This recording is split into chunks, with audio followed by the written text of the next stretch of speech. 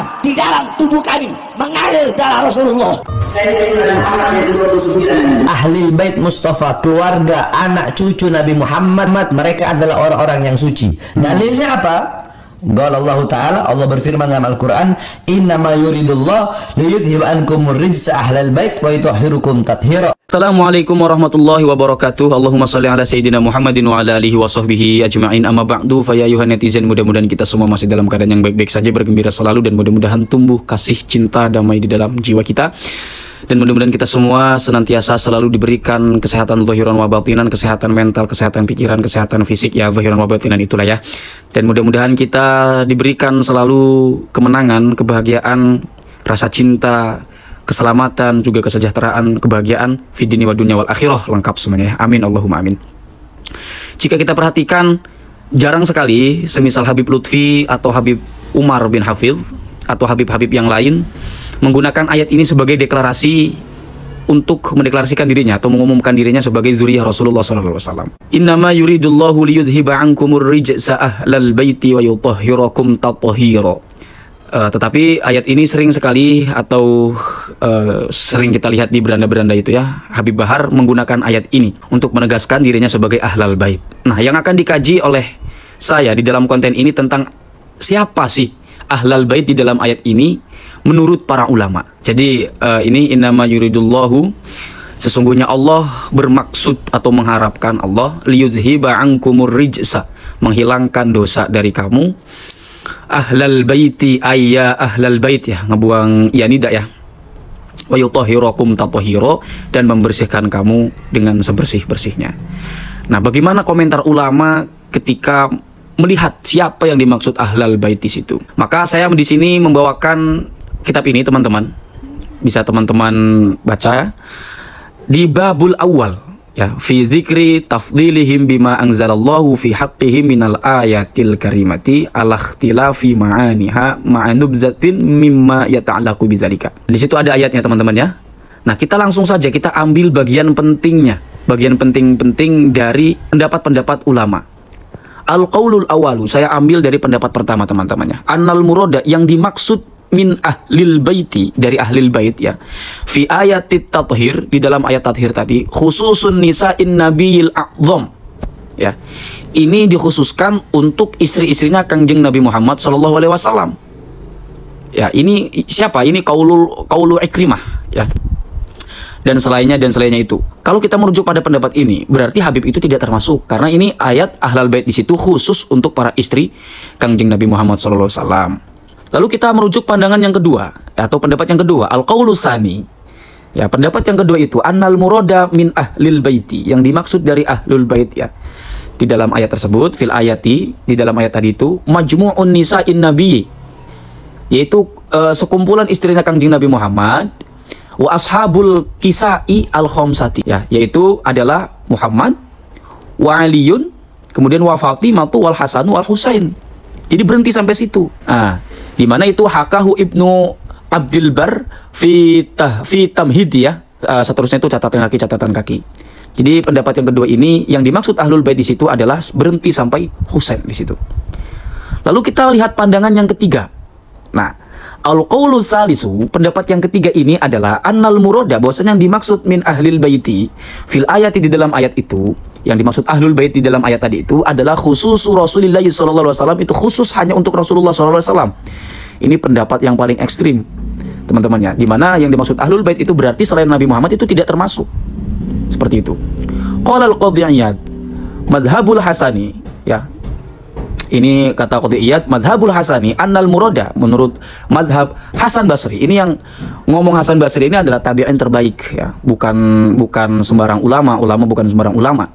Ya, apa katanya? Annal murada bi ali Muhammadin, bahwasanya yang dimaksud dengan ali Muhammad atau keluarga Muhammad itu adalah Muhammadun nafsuhu, Nabi Muhammad dengan dirinya sendiri. Ya, jadi seperti itu. Artinya selain Nabi Muhammad itu tidak termasuk, Pak ya. Nah, kalau kita mengikuti pendapat ini juga para habaib, kita semua ini tidak termasuk. Ya, kalau kita semua ini kan bukan atau orang yang, katakanlah kita orang yang tidak memiliki nasab seperti itu ya. Seperti orang-orang yang dikenal sebagai habib atau siapa gitu. Itu tidak termasuk, Pak. Kalau kita mengikuti pendapat yang ketiga. Nah, kalau kita mengikuti pendapat yang ketiga ini, mungkin kita nggak dapat apa-apa dan siapapun tidak mendapatkan apa-apa. Tapi ada pendapat yang menguntungkan bagi kita dan menguntungkan bagi semua habaib termasuk kita. Coba perhatikan pendapat yang ini, pendapat yang kelima ya. Pendapat yang kelima ini menguntungkan bagi kita semua karena ini sangat berpotensi kita semua untuk menjadi ahlul bait di dalam ayat tersebut, ayat yang tadi itu ya. Al-qaulul khamisu, pendapat yang kelima ini adalah pendapat yang menguntungkan kita ya. Artinya semua orang-orang yang mengikuti Kangjeng Nabi Muhammad itu berpotensi termasuk dalam ahlul bait di dalam ayat tersebut.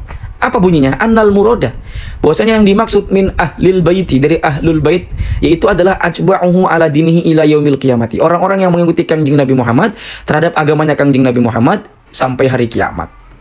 Nah, hakahu Ibnu Abdul Barri telah menghikayatkan, siapa yang telah menghikayatkan itu adalah Ibnu Abdul Bar ya, an ba'di ahli ilmi, dari sebagian ahli ilmu. Wakhtarahu ba'du ashabi Syafi'i, dan memilih pendapat tersebut siapa yang memilih? Ba'du ashabi Syafi'i, sebagian ashab Syafi'i. Kama hakahu Abu Tabari fi ta'liqihi, sebagaimana telah menghikayatkannya, siapa yang telah menghikayatkan? Abu Tabari fi ta'liqihi, di dalam takliknya. Warajjahu, nah di sini juga telah mengunggulkannya. Siapa yang telah mengunggulkan? Asy-Syaikh Muhyiddin An-Nawawi fi Syarh Muslimin, yaitu Imam An-Nawawi atau Muhyiddin Syaraf An-Nawawi ya.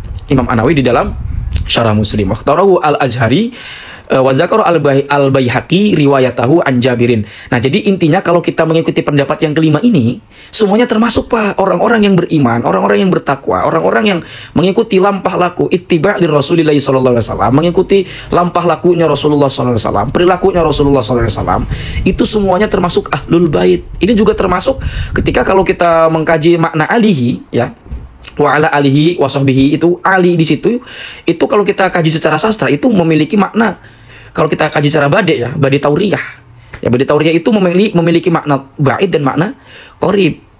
Nah, makna qorib itu adalah min Bani Hashim wa Bani Muthalib. Kalau makna ba'id itu adalah kullu muslimin, semua orang-orang Islam. Ini juga punya kaitan terhadap ini Pak ya.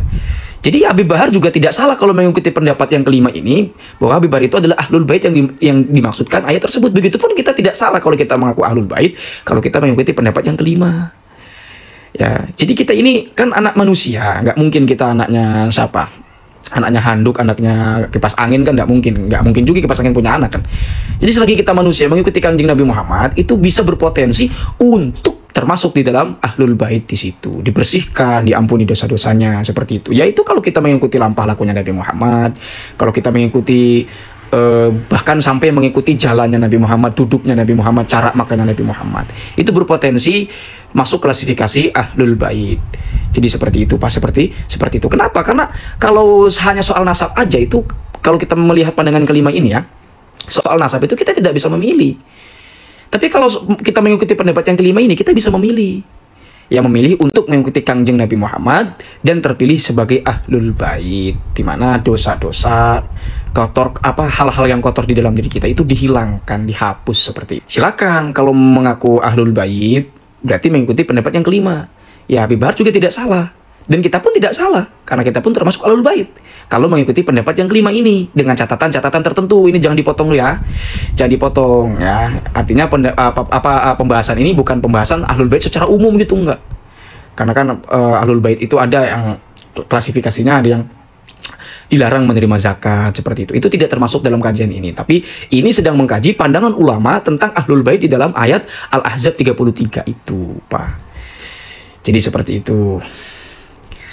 Sebetulnya banyak, ini ada 8. Cuma dari 8 ini tidak ada satupun yang mengatakan atau anggapan bahwasanya itu sampai ke turunan-turunan. Turunan-turunan artinya sampai cucu-cucu sekarang, turunan-turunan sekarang, itu tidak. Ya, cucu yang dimaksud. Jadi selesai sampai Husain tadi, seperti yang saya bacakan tadi.